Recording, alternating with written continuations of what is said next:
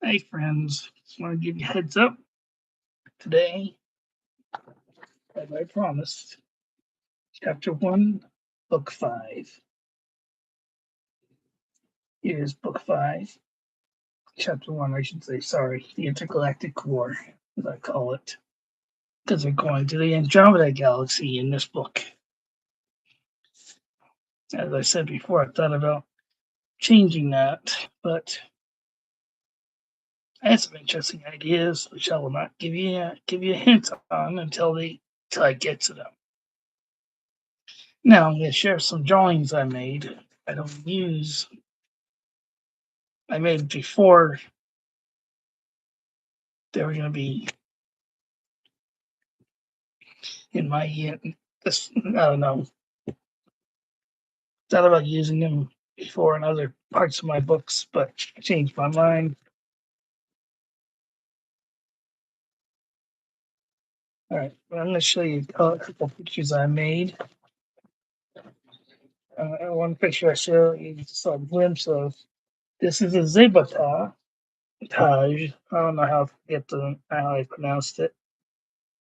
It's an intelligent aquatic animal that I introduced in chapter 1 of this book.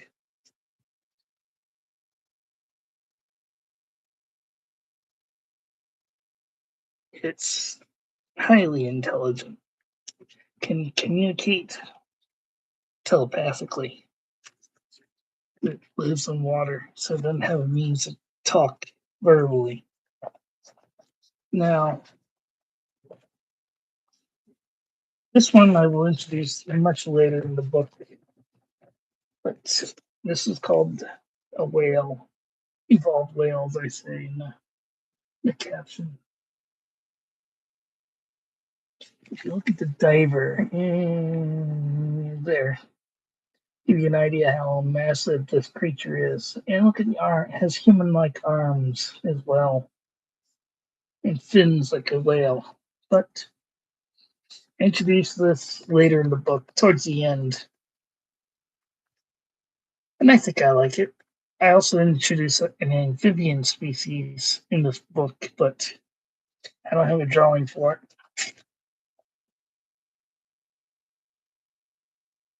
I showed you the starfighters I introduced, I believe, but today, I promised, today is book 5, chapter 1. Just give me 1 second.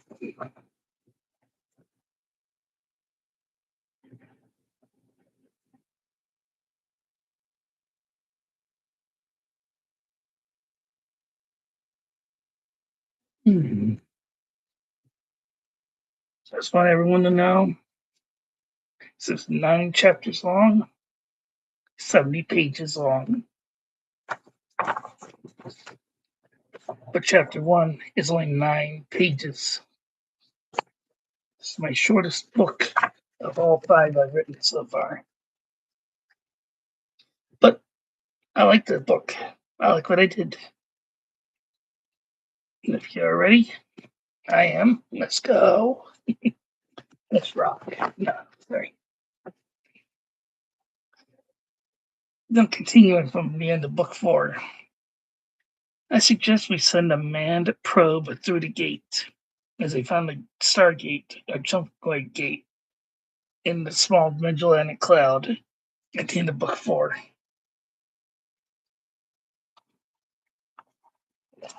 But they had no idea where it went until they sent the probe through.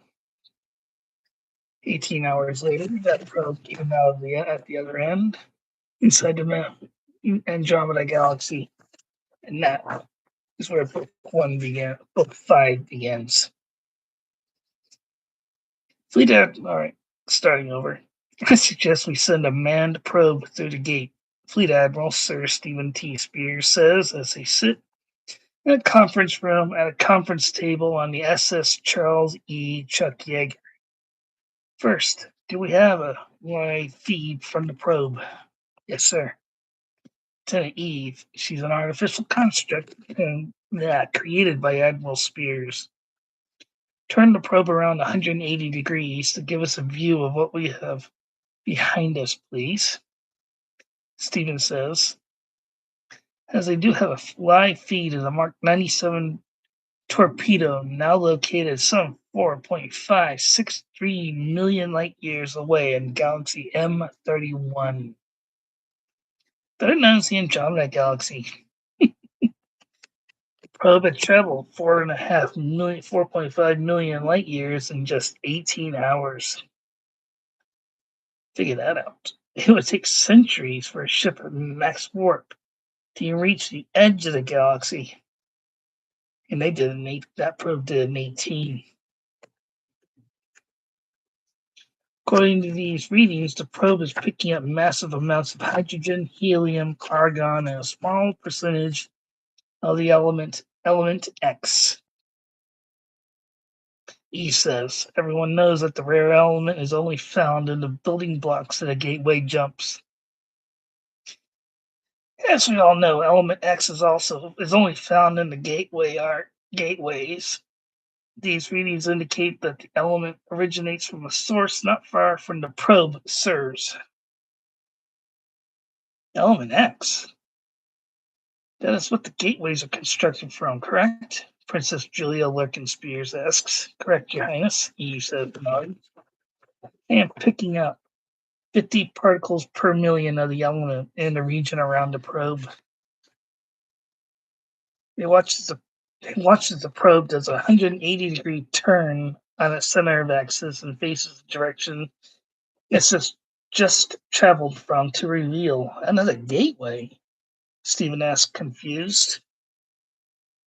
That's what it appears to be, Stephen. Fleet Admiral Rigo L. Rena says now. Hang on. According to these scans of the gateway, it is massive on the scale of a Jupiter-sized world. And that's massive. He says now. Can we activate the gate from that end using the probe's onboard systems? Stephen asks now. Yes, sir, he says, nodding her head. I have a steady lock on the probe, and according to scans of the gateway's metallic surface, it seems to be covered in an early Geiselian language. Sorry, I gotta give me something to drink.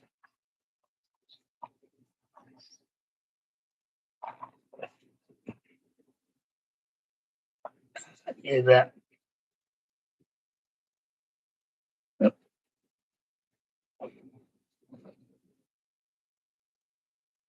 Eve zooms in on the gateway image to get a close-up of its surface to show some of the ancient pre-Geiselian language. And the gate is still active at that end, too. Can the probe be brought back? Rear Admiral Sepp Dietrich asked now.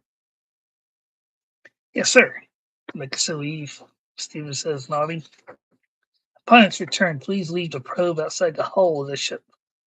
Captain Ira Goldman says. Yes, sir, Eve says. Let's return to Ukrania Prime to report these findings, Captain. Stephen says. Stephen, I do not know how we found this. Finding a way to travel to the Andromeda Galaxy in 18 hours. Well, it would take centuries for a normal warp-capable vessel like this. Grandmaster Samurai Magdalene says, but we have done it. We must find a way to send a human crewed vessel to explore later. Says, is it possible that the Samurai Order originated there, Master? Stephen asks. It is possible. There's no way to tell. The Order is an old order. Histories have been lost to time. The oldest Samurai Order records only date to the time on Beth Tau, as I showed that in book 4. The diminutive Samurai Master says, nodding. Lieutenant, how old is the gate on the other end? Roughly 75 to 80,000 years old. Madam, he says. That predates all known Samurai Order records, Magdalene says, and it still works. 18 hours later, Eve secures the just returned Mark 97P science probe to a hard point in the belly of the SS Jaeger, a C-class cargo passenger vessel, similar in shape to the SS Eagle. The only difference is that the Jaeger is much larger than the Eagle. Sorry. It currently carries 25 passengers and not 65 officers and crew. It is named for 20th century aviation pioneer Brigadier General Charles E. Chuck Yeager. It is armed with a single blaster cannon and twin heavy cannons under the nose, and can carry three tri-wing starfighters and ventral hardpoints and a dorsal cannon for defense. Sorry, earaches. The Tri-Wing is a new starfighter, replacing the aging Y-Wing in service along with the aging Scorpion fighters once used by the Empire. It had come into service just as the final battle between the rebel forces and the Imperial Starfleet was starting and ending. A 20-plus year galactic war that killed billions. It all ended in System L-382 and in the ruins L-382B, better known to the locals as Pan. Stephen, now a fleet admiral, had been drawn to the small Magellanic Cloud in search of a legendary samurai world, Bateau. That's how it's pronounced, sorry.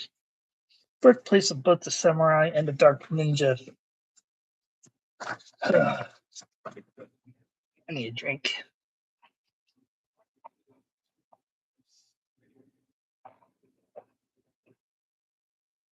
All right, back to reading. Actually, I'm going to take a little break.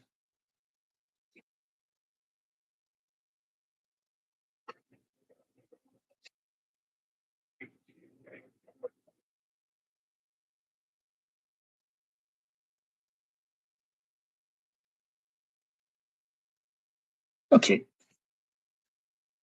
But sometime in distant past, the samurai split to two distinct groups, the Samurai Order and the Dark Ninjas. As a result, war broke out between the two races. Deadly, costly war that lasts for centuries. Until Dark Ninja went into hiding so that came out. Sorry.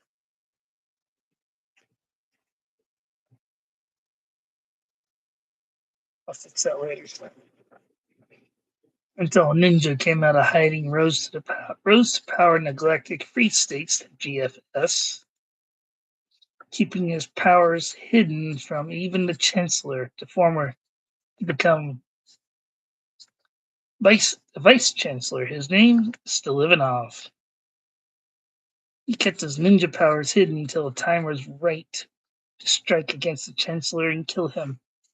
Only after seducing the Chancellor Michael Spanlighter's concubine, Princess Erlina, to become a dark ninja and kill the Chancellor in cold blood. He kills the Chancellor and becomes Levnovsky, the dark ninja.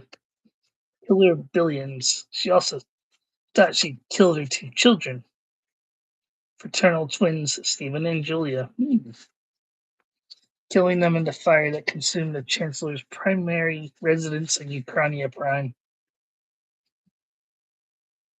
Levnovsky had no idea that her children had survived the fire and were spirited away by a former friend, Tegas, who survived the Emperor's purge of the Samurai Order. Not knowing that Tiger IV, destroyer of the original Dark Star, was her own son, Stephen, but that her daughter, Julia, was the one who stole the Dark Star plans. See Book 1. They reunited in conflict when the rebels come to System L-382 to battle the Imperial Starfleet and destroy the second most powerful Dark Star. Okay. Rebel fleet arrives to find Pan destroyed and an Imperial fleet, and the Dark Star still there. The Emperor had ordered the planet's destruction following unrest in the global metropolis he booked for. Stephen and Julia, both now samurai warriors, confront their mother, who turns back to the good side and helps them defeat and kill the Emperor. The rebels had planned to destroy the Dark Star, but that was all thwarted when they discovered life living on the surface of the fake artificial planet. Hmm. Okay, now the second Dark Star sits in orbit around Ukrainia Prime, being picked apart by the best tech people in that galaxy. They've finally gotten through the safeguards that the Emperor had set in place and unlocked its main armaments and the super laser, with help from some of the developers of the systems and the construction teams as well, along with Princess Irina's help. Plus, they've saved the lives of millions of wildlife on the surface as well, without having to destroy the station. Okay, so tired.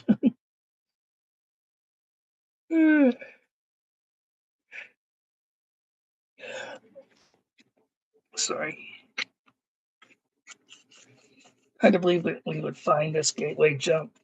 Then the probe that we sent through would wind up 18 hours later in the Andromeda Galaxy, Steva says. We should send a manned probe through the gateway to explore the galaxy as soon as we can. Do we have any droids or protocol droids on board? Julia asks now. We have several protocol droids, Your Highness, Goldman says, nodding. Okay, maybe we should send one through the gateway, explore a short distance into the galaxy, and then return. Can we do that? Stephen asks. It'd have to be programmed to handle a starfighter as complex as a tri-wing, Admiral, Goldman says. We do have some of the best fighter pilots in the galaxy on board, Stephen, Septuagint says, nodding to him and Rena. Thank you, Admiral. Stephen says, nodding, as does Rena. Willing to offer my assistance too, Captain. All right, where am I at? Let's do it, Stephen says. Let's send a manned probe through before we return to Ukrainia Prime. And so, after some reprogramming of a golden-skinned metallic protocol droid, is now sitting in the cockpit of a tri-wing, wearing a combat helmet that barely fits her head. She's looking over the gauges and controls as Stephen and Goldman sit to either side of her in the airlock just outside the confines of the cockpit.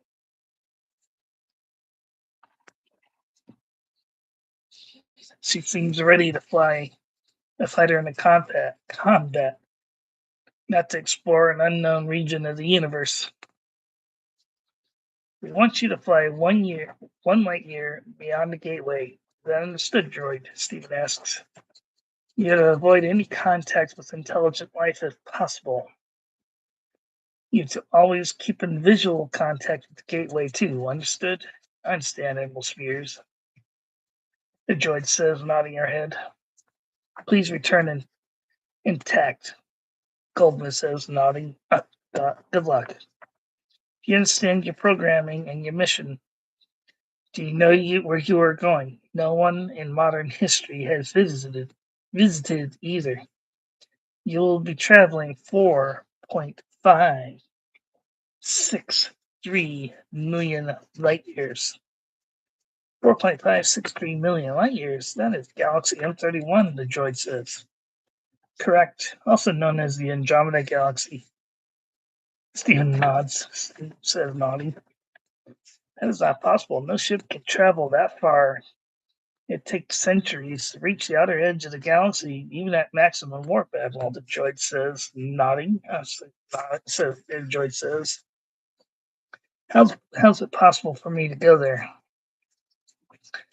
They found a gateway jump that leads to the Andromeda Galaxy. It'll only take you some 18 hours to reach it and get back safely.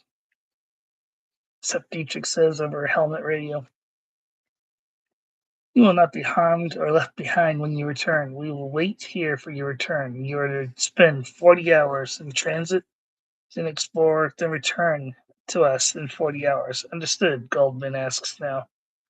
Remember, if threatened, activate your cloaking device. Understood, the droid says. As she does her final checklist and is satisfied. Good luck, droid. Sorry, pardon me. Says again as he pushes a button on the console next to her, and the canopy slowly lowers over the droid. He and Goldman now step back out of the airlock and close and seal the hatch behind them just as the Tri-Wing is released from its moorings. Good luck, pilot, Steven says softly as he returns to the Jaeger's bridge. As the Tri-Wing now detaches from the Jaeger and zooms forward past the nose of the Jaeger towards the shimmering field now filling the gateway directly ahead. 10 seconds to contact with the gateway, the droid's voice says over the bridge's loudspeakers. Everyone without anything to do is on the bridge to watch this event in human history. What will she discover? Who will she encounter? Is on everyone's minds. And above all, will she return? 5 seconds. 4, 3, 2, 1. Contact. Droid says as she's pulled through the gateway, and a voice fades to static to nothing.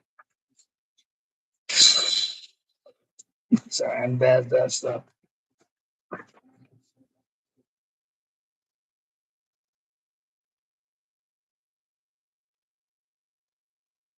All right. Now here's where it gets interesting, guys. I need a drink.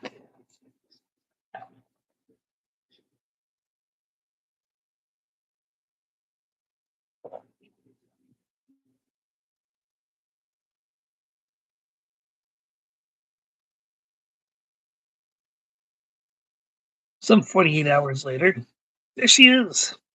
Steven says, rising to his feet as the Tri-Wing comes out of the gateway, but not alone. Ooh. A massive, oddly fish-shaped vessel appears from the gateway on her heels. As the Tri-Wing moves forward and out of the way, the alien vessel keeps coming out of the gateway. It looks to be miles long, colored brown and black with hues of red, white and red. What the hell is that? Rena asks as the SS Jaeger's own defensive systems kick in. Recon 1 to Jaeger, the voice on the other droid says over the loudspeakers. I am back as you can see. I bring new friends. I repeat, do not fire on them. They are friendly. I repeat, friendly. They come in peace. The vessel is unarmed. I repeat, unarmed. Her voice sounds odd. Not mechanical, but natural now. That's where it gets interesting. Is it just me or is her voice off now? Julia asks in Steven's ears. It does, says nodding. Doesn't sound mechanical anymore. Sounds like a natural voice now. Recon 1. Docking port 1. Roger, Jaeger. The droid says. Should be interesting, Dietrich says, as he joins them as they approach the airlock hatch leading to Tri-Wing docking bay. But then it slowly opens. Her orders were to avoid contact with intelligent life of any kind. I guess she disobeyed them. Colbus says, What the hell? Not disobeying orders, sir. The creature standing before them says, Just made contact with them as soon as I exited the eye, or gateway as we call it. The creature walks like the protocol droid that boarded the Tri-Wing and traveled 18 hours to the Andromeda Galaxy and back. except her skin looked natural, not metallic. She was female in every way, nude but for a combat helmet. The color of her skin was golden, like that of the protocol droid who left. She's become humanoid, Julia says, seeing her taking a breath now. Yes, Your Highness, I am as humanoid as you are, the protocol droid says. So what do you think of that? Julia goes to a nearby storage room door, slides it open, and pulls out a knee-length robe and drapes it over the new girl's shoulders, and then ties the sash around her waist out of deference to the rest of the crew. Pardon my current state of undress. As you remember, I left this vessel. I was a mechanical droid. But thanks to the creatures, the Zabotage, on that vessel, I'm as human as you are. The humanoid droid now says, "Don't worry about it. We understand," Steven says. You have noticed I can breathe like a normal human being like yourself, the humanoid says as she takes a deep breath.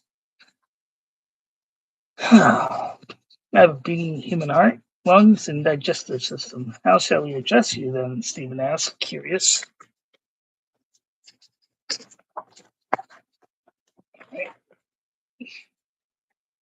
Uh, Please address me as humanoid. Humanoid. Humanoid.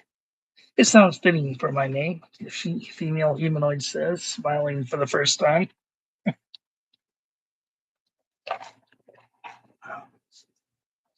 They all walk to the conference room and sit down as humanoid stands before a large monitor as a weird apparition appears on the screen.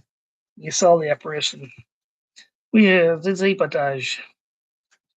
They all hear in their minds without warning. Do not fear, we come in peace and ask for help in a conflict in our realm.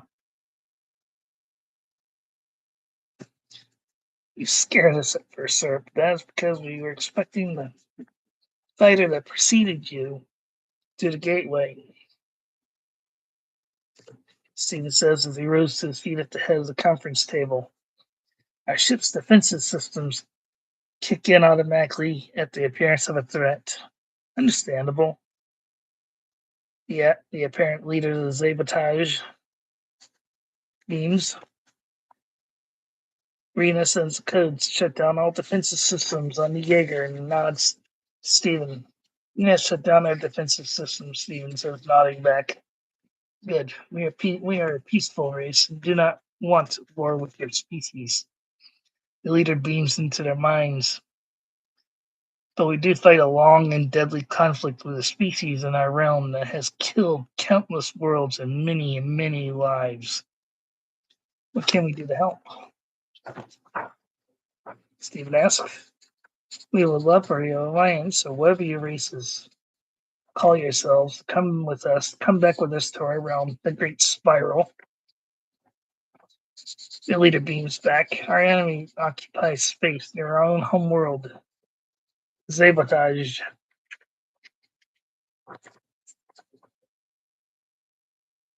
I'm gonna have to change that. Let's see. Steven studies the creature on the screen. He appears to be about 6 feet long with a T-shaped tail with thin tail fins forming a plus sign and see-through fins along its back. The skin tone is almost human like his own. It has two rear flukes, I showed you the picture, and two very muscular arms, and a nearly human-like head with three thin, wispy fins over the back of its head, and a spiky horn under its chin, and these many shark-like teeth in their mouth. The tail swishes back and forth and up and down behind the muscular body. You also notice a belt around the waist with what appears to be a samurai sword hanging from one side. That comes in later. You'll find out. I can tell you why. Welcome to the Milky Way galaxy, said Dietrich says, smiling. Thank you, whoever you are, the leader beams. I am Rear Admiral Seth Dietrich of planet Earth, Seth says, bowing. I am Zaytos. Sorry, I didn't put a pronunciation on it in this print. Zaytuj, leader of the sabotage, announces in everyone's mind at once. I know most of your companions, Admiral Spears, thanks to the being that was sent through the eye to our realm, the Great Spiral.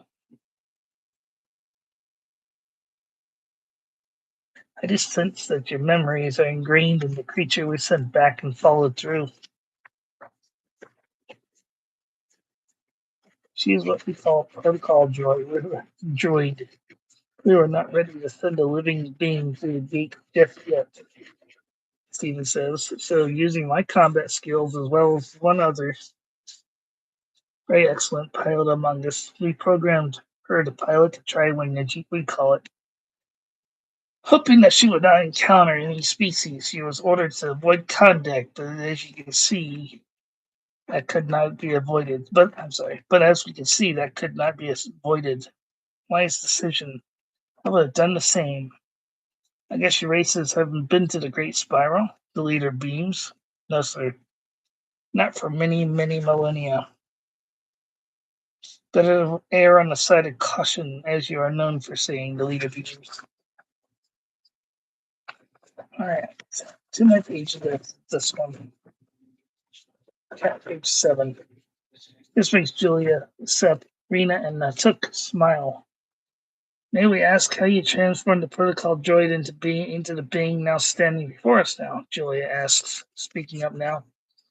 We call it transfigmentation. There's no way to explain it now. It's an ancient process. The leader beams. Now I must ask, how may I address you, Admiral Spears? Stephen or Admiral Spears will suffice.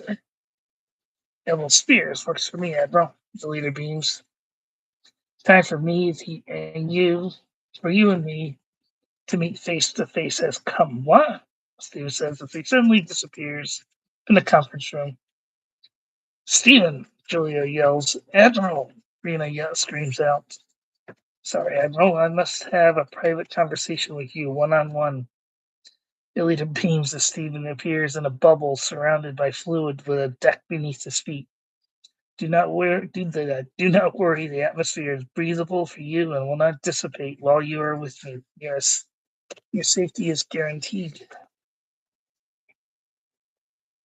Why did you take me without warning? Stephen asked, shocked. I must apologize for my actions. Your life is not being threatened, as I said moments ago. Ilita beams. Sorry. We can chat one-on-one without me having to answer so many questions from so many people. Understandable, sir. Steve says, nodding as he looks around him and sees what appears to be other Zavatage operating odd-looking stations. The stations are mostly control levers and related equipment with some digital displays. I must ask, will I be returned to my people safely? You will be returned without harm to your people, the leader beams. You have my word.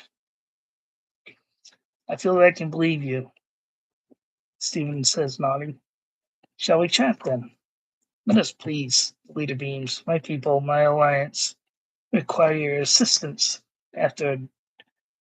against the dark race that has killed countless beings across our great realm. The Great Spiral, as I call it. I just remembered. I think with your help from your Starfleet, we can end the conflict. Will you help us? Go with my ship to my world and let's talk to the governing body. I think we can come to help you. I will offer my assistance to your races, but that will also help if I am returned to my ship unharmed. My trust is low right now only because you kidnapped me from my ship without warning. Forgive me, Admiral.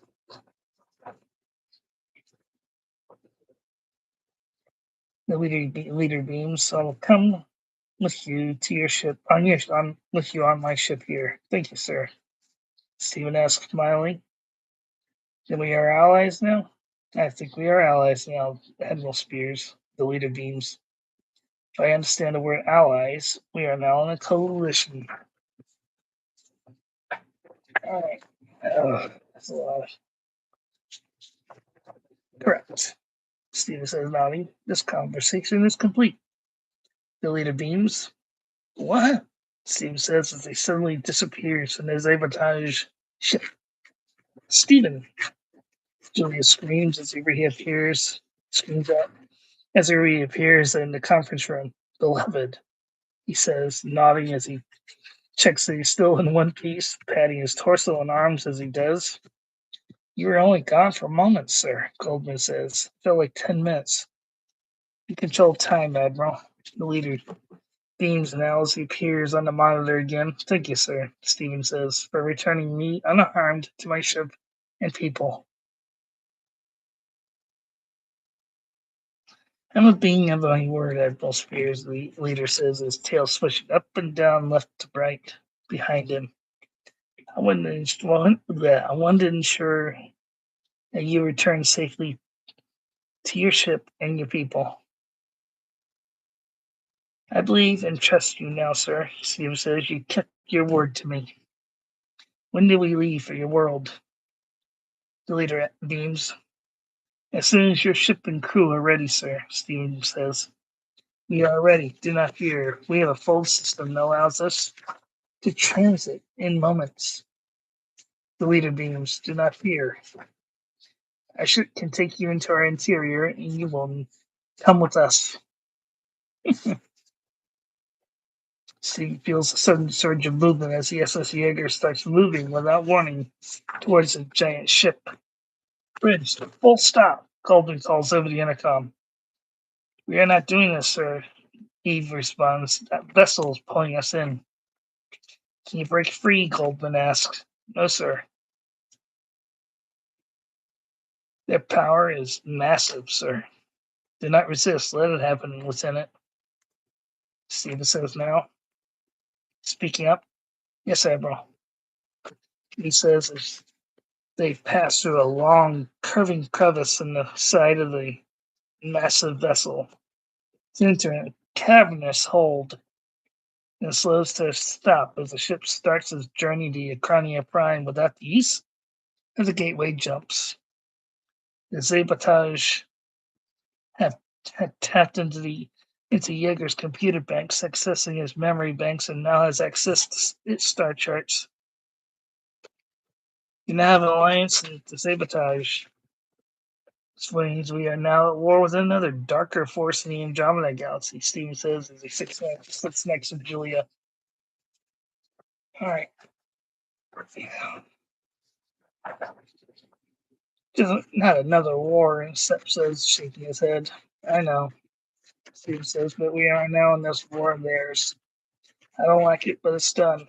What are your orders, Nina? Stay on alert till we arrive at Ukrania Prime, and this looks suspicious. We're signing up on the wrong side of this war. We're getting out of here. Not much we can do with a cargo vessel, Seb says. I know. But we do have the tri-wings humanoid. Would you go down to medical and have yourself examined? The ship's doctor thoroughly. Yes, sir, humanoid says. Now she walks out of the conference room, still walking as if she was a mechanical being, not a natural one like she is now. A few hours later, the doctor and humanoid return to the bridge. What do your test results say, Doctor? Goldman asks. Other than the skin tone, this is a living, breathing humanoid creature, sir, the doctor says as he examines his medical data pad. She's beating human heart, strong, healthy lungs, and a huge appetite. She has not stopped eating. Humanoid is eating a protein bar she got from medical, but she's now wearing a uniform worn by a ship's crewman. And that Chapter 1. Oh, sorry it take this long to get done. And also, I got stuck in a, well, not stuck. I was house sitting for a lady friend of my mom and mine yet. And I couldn't get access to the internet on my phone, my laptop to work on it. I also had to take care of other things at that house. But I finally finished book 5. Can't believe I took that long. But I'm done. I'm able to finally read my books. Chapter 2, I don't know how long chapter 2 is, but I don't think it was any longer than chapter 1.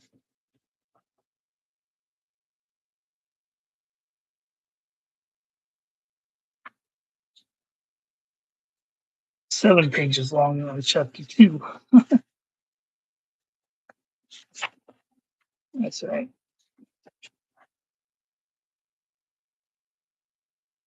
Chapter 3. I'll take a look what I'm looking at on my books.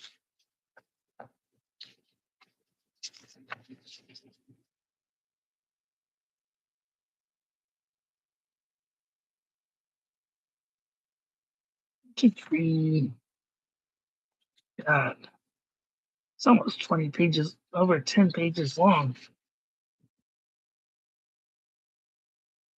It's 11 pages long, chapter 3 is. Chapter 2, 7 pages, but I think chapter 4 is the shortest. Yeah, it's only 3 pages. And then chapter 9 is my shortest book of the chapter, the whole book. But as I said, and I kept my word, I'm done. Chapter 1 is out in the book. It took a lot of reading. Sorry, closing door and closing stuff up. I want to appreciate your patience with me. Sorry for taking so long getting to book 5. But I am done. I appreciate your patience and thank you. God bless and take care. Tomorrow I'll try to read chapter 2. It's not as long as chapter 1, not by much. But chapter 2, it gets a little more detail, more stuff in it. As I introduce more races into my stories, into this book.